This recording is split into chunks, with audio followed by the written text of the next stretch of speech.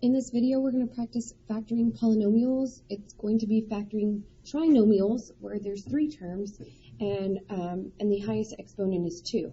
So there's not going to be any greatest common factors that you can factor out. It's a trinomial, 3 terms, and the largest exponent is 2. So this is going to be your standard form of the equation, ax squared plus bx plus c, where a, b, and c are numbers. C is going to be a constant, and A and B are going to be coefficients. So we're going to use the x method to factor, and these are the steps we're going to follow. So we're going to use the x, draw your x. B is going to go on top.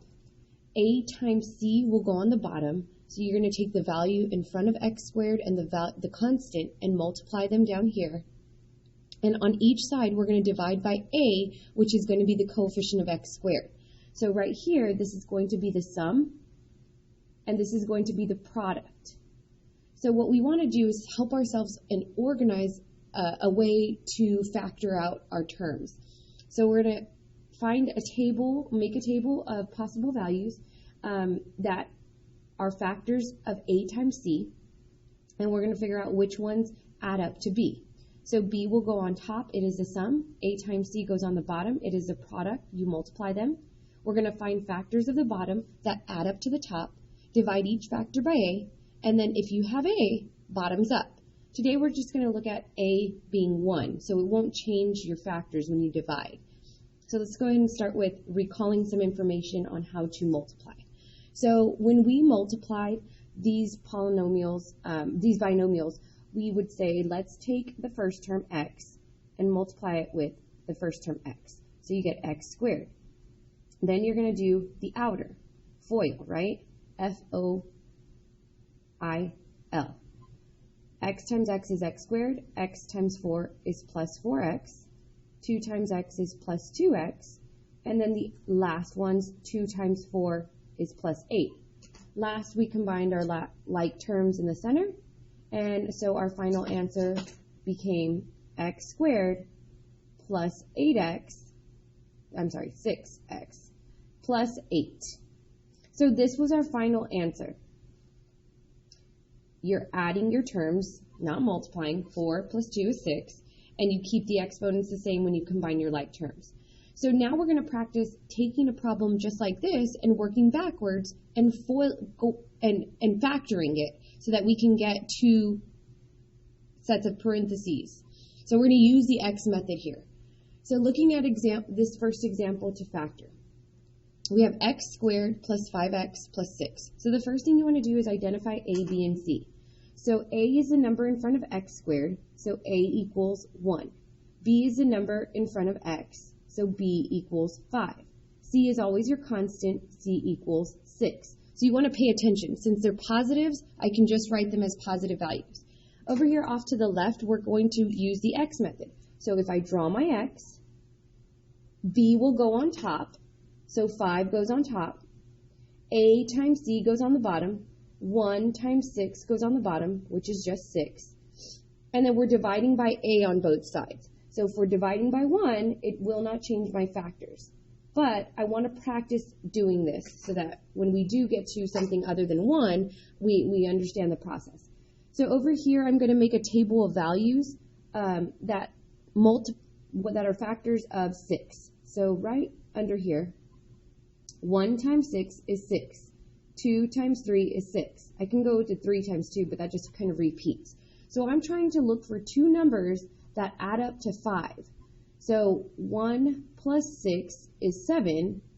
That does not work. 2 plus 3 is 5. And 2 times 3 is 6. So this works out. These are going to be our factors, 2 and 3. So we're going to take 2 and 3 and divide them by A. 2 divided by 1 is 2. 3 divided by 1 is 3. So when you're dividing by 1, when A is 1, your factors don't really change. So my final answer here is going to be x plus 2, in parentheses, times x plus 3. This is the factored form. This is the factored form. Factored.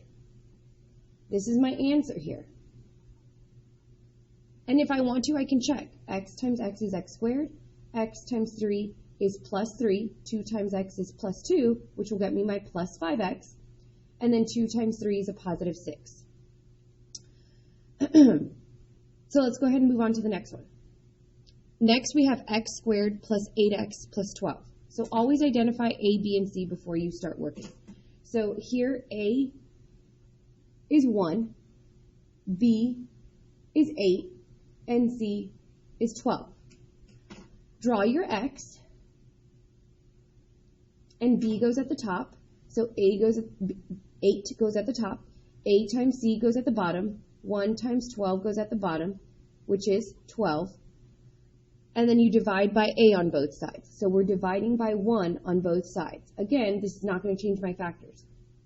So if I draw a table and come up with some values, I'm trying to say what two factors are going to add up to 8. So 1 times 12, no, that's not going to add up to 8.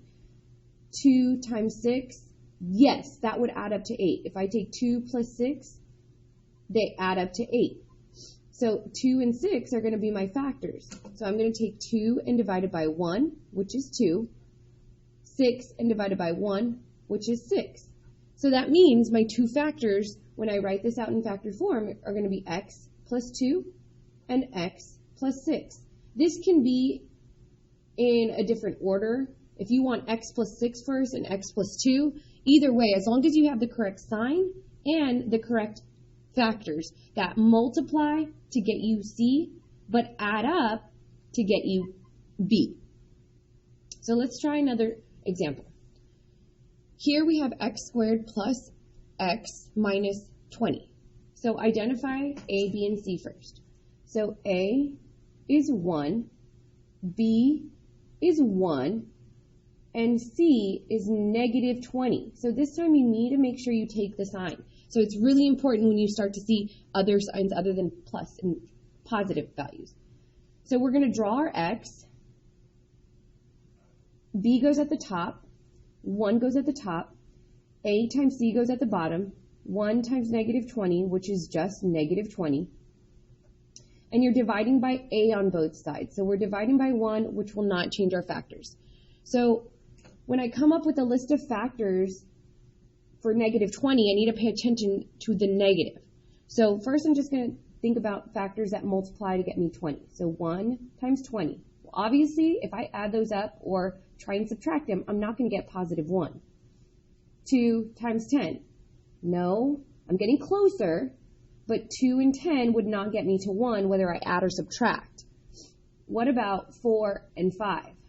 Yes, I know that 4 and 5 would add up or subtract to 1, but I need to figure out which value should be negative. So you want to think, if I take 4 and I subtract or add a negative 5, I'm going to get a negative 1. So that's not going to work. But if I take a negative 4 and add 5 to it, I'm going to get a positive 1. And then if I take a negative 4 and I multiply it with a positive 5, I'm going to get negative 20. So negative 4 and positive 5 will be my factors. So that means I'm going to take negative 4 and divide it by 1, which is still negative 4. And then I'm going to take positive 5 and divide it by 1, which is still positive 5. So this means now that I have a negative, my factors are going to be x minus 4 times x plus 5. This is a factored form. And this is my answer. And I can have, again, x plus 5 and x minus 4. It doesn't matter as long as you have the correct sign with it. So what you want to recognize is that when you multiply these two, they come out to a negative 20. And when you add them together, they come out to a positive 1. So when you see a minus sign and then you see a plus sign here, you want to make sure, okay, that plus sign should be going with the bigger number. And just make sure it multiplies correctly. All right, next we have y squared minus 5y minus 14. So again, identify A, B, and C. A is 1, B is negative 5, and C is negative 14. negative 5. So now we have two negatives, okay? So pay attention to those two signs when you work this out. I'm going to draw my x. B goes at the top, so negative 5 goes at the top. A times C goes at the bottom. 1 times negative 14, which is still negative 14, but practice doing A times C. Negative 14. Divide by A on both sides. Divide by 1, which will not change your factors. So here, we're going to come up with a table of values that are factors of 14, negative 14, but they add up to negative 5. So be careful here. So let me start with 1 and 14. Well, obviously 1 and 14, whether I add or subtract, are not going to get me negative 5. What about 2 and 7? And then you have 7 and 2. Well, they kind of just repeat. So we already know 1 and 14 is going to work. I know if I can do something with 2 and 7, I can get a negative 5, but I need to figure out which one should be negative. So if I try negative 2 plus 7, I'm going to get a positive 5. No, I don't want to do that. I need to have a negative 5 when I add them together. So now I'm going to change my signs up. If I have a negative 2 minus 7, I would get a negative 5. And if I take a 2, multiply it with a negative 7, I'm going to get a negative 14. So this two factors work. So 7 must be negative. So I'm going to take 2 and 7, divide by 1, factor is 2. Negative 7, divide by 1. So this means that my two factors are going to be x plus 2 and x minus 7. So what you're going to notice here is your sign, when it's a minus sign, you know that there are going to be two different signs here. And if you go to the middle term, if that sign's minus, that minus sign should go with a bigger number. But always multiply this out and make sure it works out. Write it out and check your factors. And the last example, 7, is you're going to have different variables. So we don't have, okay, so in this example, we have y as the original, and I factored it into x. You may see, I'm going to put or, so that you can practice, you may see different variables here. So it might be y plus 2 and y minus 7. Again, this order can be reversed, just to make sure that you're matching up those variables. In this last example, 7, you have g squared minus 14g plus 40.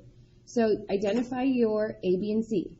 A is 1, B is negative 14, and C is 40. Draw your x.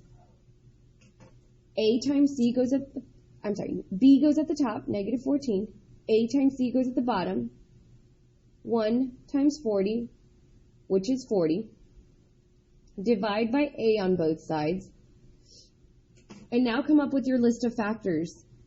So if I start with 1 and 40, obviously that's not going to get me a negative 14, so I can cross that out. Then you can move to 2 and 20. Well, that won't get me negative 14, so I cross that out. Move to 4 and 40. 4 and 10. Excuse me. So if I look at these and I play around with them, I know if I multiply 4 times 10, I get 40. If I can do something with these and combine them, I can get a negative 14. But you think about, if I need a negative 14, what do I need to do with each of those signs? Okay, so if I have 4 and I add 10, that's a positive 14. I need a negative 14.